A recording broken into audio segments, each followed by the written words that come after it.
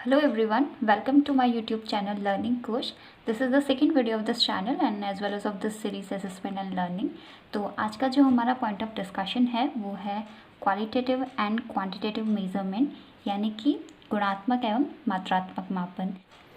तो चलिए हम इन दोनों मेज़रमेंट को एक साथ ही स्टडी करते हैं। तो देखिए, ये जो दोनों मेज़रमेंट हैं इनका जो मतलब है वो इनके नाम में ही रिफ्लेक्ट होता है। जैसे कि यह है क्वांटिटेटिव मेज़रमेंट, तो इसके नाम से ही हमें पता चल रहा है कि ये एक ऐसा मेज़रमेंट है जिसमें कि हम क्वांटिटी से डील करते हैं, हम मात्रा से डील करते हैं। और जो क्वालिटेटिव मेज़रमेंट है वो एक ऐसा मेज़रमेंट है जिसमें कि हम क्वालिटी देखते हैं किसी भी ऑब्जेक्ट या किसी भी पर्सन की, उनके गुणों का व्याख्यान करते हैं। तो आइए दोनों की डेफिनेशन देखते हैं। तो जो क्वांटिटेटिव मेजरमेंट है वो कहता है कि measuring the characteristic of an object, person और activity in the form of amount quantity is called quantitative measurement. For example length, price, time, number of student in the class etcetera. यानी कि जब हम किसी भी वस्तु या फिर किसी भी व्यक्ति की किसी भी कैरेक्टरिस्टिक, उसके किसी भी गुण का व्याख्यान उसके मात्रा के आधार पर करते हैं तो उसको हम मात्रात्मक मापन कहते हैं। यानी कि जो क्वांटिटेटिव मेजरमेंट है वो एक ऐसा मेजरमेंट है जिसमें कि हम किसी भी ऑब्जेक्ट या फिर किसी भी पर्सन की कैरेक्टरिस्टिक को अमाउंट के बेसिस पे डिस्क्राइब करते हैं। हम ये बताते हैं कि जो ऑब्जेक्ट या पर्सन है वो किस अमाउंट में अवेलेबल है, उनकी क्वांटिटी क्या है, उनकी क्वांटिटी से हम डील करते हैं। जैसे कि लेंथ है, लेंथ जो है हमेशा एक क्वांटिटी एक्सप्रेस करती है। जैसे कि for example 15 centimetre, 10 centimetre, 1 kilometre, 1 millimetre, तो ये क्या है, एक क्वांटिटी है। Same price, time, number of student in the class, तो ये सब क्या है, अमाउंट है। ये हमें अमाउंट शो कर रहे हैं, ये हमें मात्रा बता रहे हैं। वेयर एज जो क्वालिटेटिव मेजरमेंट है ये बोलता है कि perceiving characteristic of an object, person, activity in the form of quality is called qualitative measurement. यानी कि जब हम किसी भी ऑब्जेक्ट या फिर किसी भी पर्सन का measurement on the basis of their quality करते हैं तो उसको हम क्वालिटेटिव मेजरमेंट कहते हैं। जैसे कि जेंडर हो गया, कलर हो गया, टेस्ट हो गया। देखिए जेंडर, कलर, टेस्ट, इसमें अमाउंट का तो कोई लेना देना नहीं है। जेंडर है, यहाँ पे आप दो ही वर्ड यूज़ कर सकते हैं, या तो मेल है या फीमेल है। कलर है, colour red, pink, white, yellow कुछ भी हो सकता है। टेस्ट है, स्वीट, बिटर, सॉल्ट कुछ भी हो सकता है। तो यहाँ पे अमाउंट का तो कोई लेना देना नहीं है ना ही क्वांटिटी का कोई लेना देना है। तो ये सब क्या है, ये क्वालिटीज़ हैं, ये गुणों को बता रही हैं। तो इसको हम गुणात्मक मापन कहेंगे, यानी कि क्वालिटेटिव मेजरमेंट कहेंगे।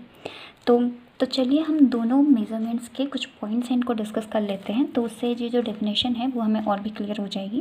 तो जो पहला पॉइंट है क्वांटिटेटिव मेजरमेंट में, वो कहता है it is express in numerical form.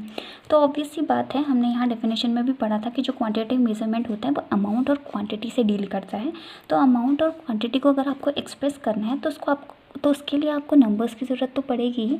तो ये जो एक्सप्रेशन है जो क्वांटिटेटिव मेजरमेंट का, वो आप न्यूमेरिकल फॉर्म में ही दे पाओगे। यहाँ पे बिना नंबर के आप एक्सप्रेस नहीं कर पाओगे, बिना नंबर के आप मेजरमेंट नहीं दे पाओगे कि इसका अमाउंट कितना है, ये कितनी मात्रा में प्रेजेंट है, इसकी क्वांटिटी क्या है।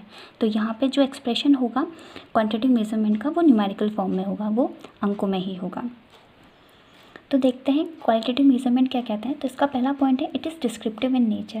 देखिए क्वालिटेटिव मेजरमेंट में अमाउंट और क्वांटिटी का तो कोई लेना देना है नहीं, तो हमें यहाँ पे नंबर्स की ज़रूरत नहीं है। यहाँ पे जो हम डिस्क्राइब करेंगे क्वालिटेटिव मेजरमेंट को वो वर्ड्स के फॉर्म में करते हैं। जैसे कि जेंडर है, जेंडर अगर आपसे कोई पूछे कि आपका जेंडर क्या है तो आप मेल या फीमेल में से एक आंसर देंगे। तो मेल और फीमेल वर्ड्स हैं, कोई नंबर नहीं है। कोई ऐसा नहीं बोलता कि मेरा जेंडर 23 है, 96 है, 100 है। सेम कलर के केस में अगर पूछा जाए इस पेंसिल का कलर क्या है तो आप एक शब्द में जवाब देंगे, आप बोलेंगे ब्लैक। तो ब्लैक एक वर्ड है, ठीक है, ये कोई नंबर नहीं है। आप नंबर नहीं बोलेंगे कि इस पेंसिल का कलर जो है वो 100 है, 110 है, 109 है। तो यहाँ पे क्वांटिटी का कोई लेना देना नहीं है, तो इस वजह से यहाँ पे नंबर्स की भी कोई वैल्यू नहीं है। यहाँ पे नंबर्स का कुछ लेना देना नहीं है। यहाँ पे जो भी डिस्क्रिप्शन होगा, जो भी आप बताएंगे वो वर्ड्स के फॉर्म में बताएंगे, वो एक डिस्क्रिप्टिव मैनर में आप बताएंगे, ठीक है। सेम चीज़ टेस्ट के लिए भी है।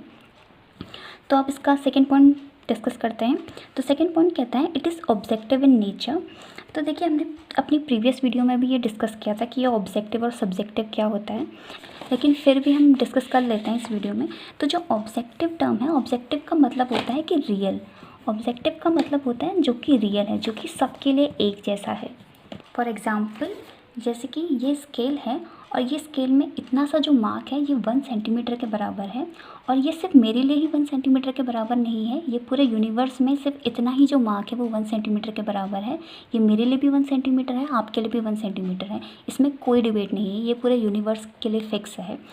ये होता है ऑब्जेक्टिव, जो कि रियल है, जो सबके लिए एक जैसा है, सब एक ही बात पे सहमत हैं। और दूसरा जो होता है इसका अपोजिट, वो होता है सब्जेक्टिव।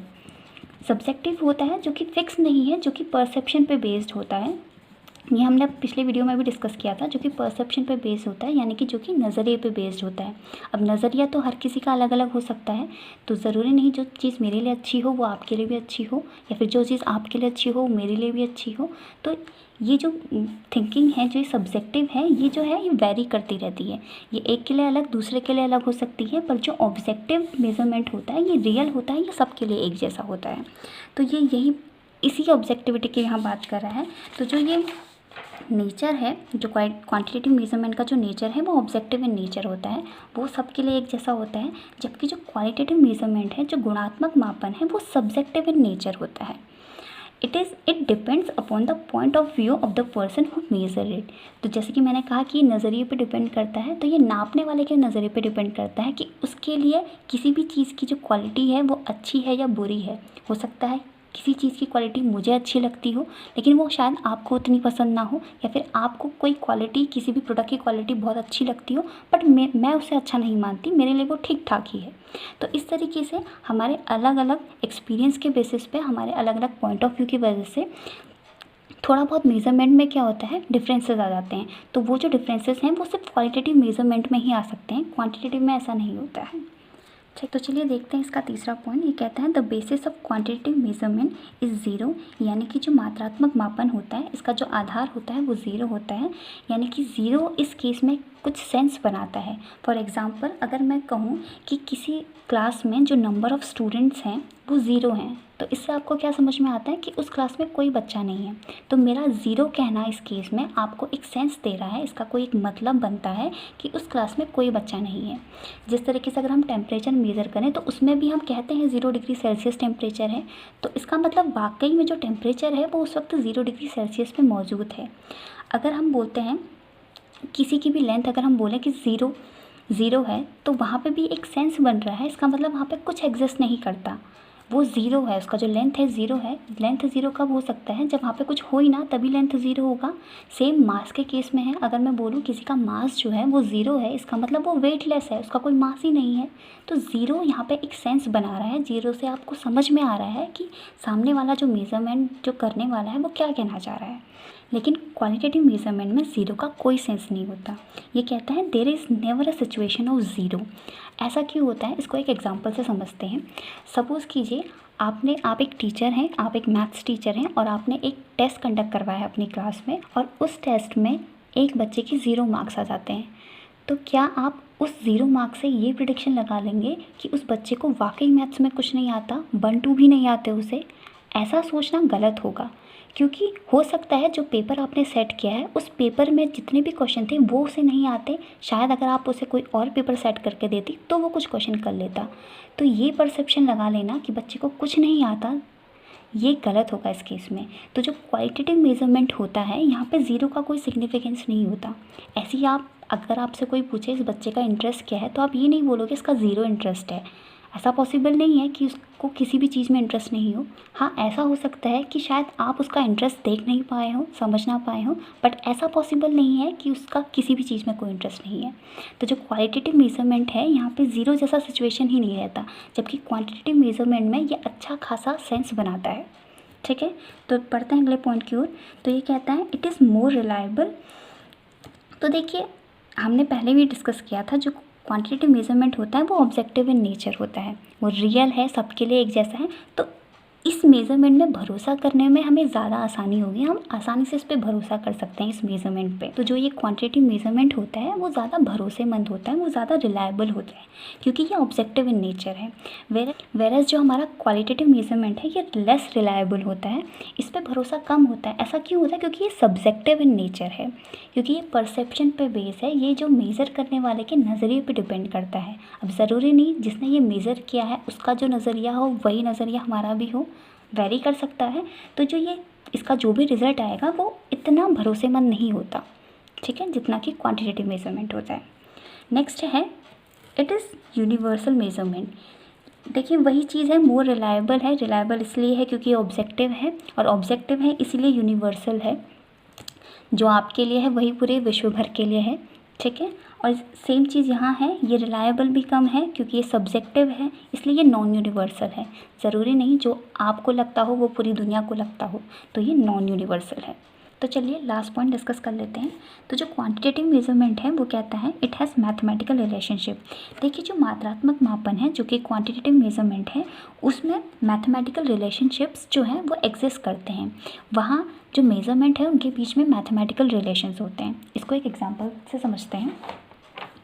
सपोज़ कीजिए किसी भी क्लास में दो बच्चे हैं, एक ए और एक बी, और ए का जब वेट मेज़र किया गया तो वो आया 20 kg, और बी का जब वेट मेज़र किया गया तो वो आया 40 kg। तो देखिए अब इन दोनों नंबर से हम ये कह सकते हैं कि जो बी है उसका जो वेट है वो ए के वेट से दुगना है, ये कह सकते हैं। तो यानी कि weight of B is equals to twice the weight of A. तो ये मैथमेटिकल रिलेशन एग्जिस्ट कर रहा है इन दोनों के बीच में, ठीक है। अब शॉर्ट में लिख सकते हैं जो बी है वो है ट्वाइस ऑफ ए, तो एक मैथमेटिकल रिलेशनशिप है। आप इस तरीके से एक्सप्रेस कर सकते हैं इस मेजरमेंट को। बट क्वालिटेटिव मेजरमेंट में इस तरीके का मैथमेटिकल रिलेशनशिप एग्जिस्ट नहीं करता। ये कहता है it does not have mathematical relationship. अब ऐसा क्यों है इसको भी हम एक एग्जांपल से समझ लेते हैं। सपोज़ कीजिए अगेन एक क्लास में दो बच्चे हैं, एक है एक्स एक है वाई, और आप टीचर हैं और आपने इंग्लिश का टेस्ट कंडक्ट कराया। आपने टेस्ट लिया, उस टेस्ट में एक्स के आए हैं 10 मार्क्स और वाई के आए हैं 20 मार्क्स। तो आप इन मार्क्स के बेसिस पे ये नहीं बोल सकते कि जो वाई है वो दुगना इंटेलिजेंट है एक्स से। इस तरीके का रिलेशन एग्जिस्ट नहीं करता। आप नंबर के बेसिस पे इंटेलिजेंस को प्रिडिक्ट नहीं कर सकते कि ये दुगना इंटेलिजेंट है इससे।